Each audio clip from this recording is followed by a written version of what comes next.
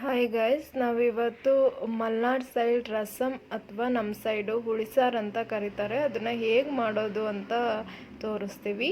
First ಅದಕ್ಕೆ ಬೇಕಾಗಿರುವಂಥ ingredients ನೋಡ್ಕೊಳ್ಳೋಣ.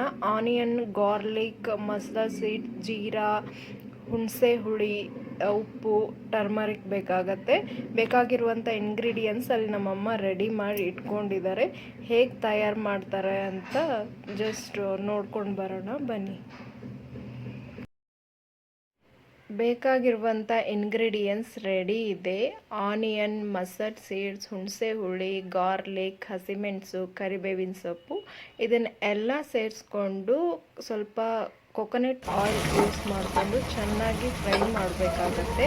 ಎಲ್ಲಿವರೆಗೂ ಫ್ರೈ ಮಾಡಬೇಕಾಗತ್ತೆ ಅಂದರೆ ಅದರಲ್ಲಿರುವಂಥ ಕರಿಬೇವಿನ ಸೊಪ್ಪಿನಲ್ಲಿರುವಂಥ ಹಸಿ ಅಂಶ ಹೋಗೋವರೆಗೂ ಚೆನ್ನಾಗಿ ಫ್ರೈ ಮಾಡ್ಕೋಬೇಕು.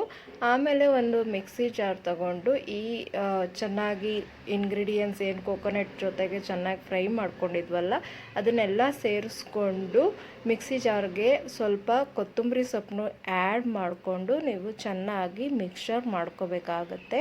ಸ್ವಲ್ಪ ತುರಿಯಾಗಿದ್ರೂ ಪರವಾಗಿಲ್ಲ, ನಿಮಗೆ ಹೇಗೆ ಬೇಕೋ ಹಾಗೆ ಗ್ರೈಂಡ್ ಆಗೋವರೆಗೂ ನೀವು ಚೆನ್ನಾಗಿ ಮಾಡಿಕೊಂಡು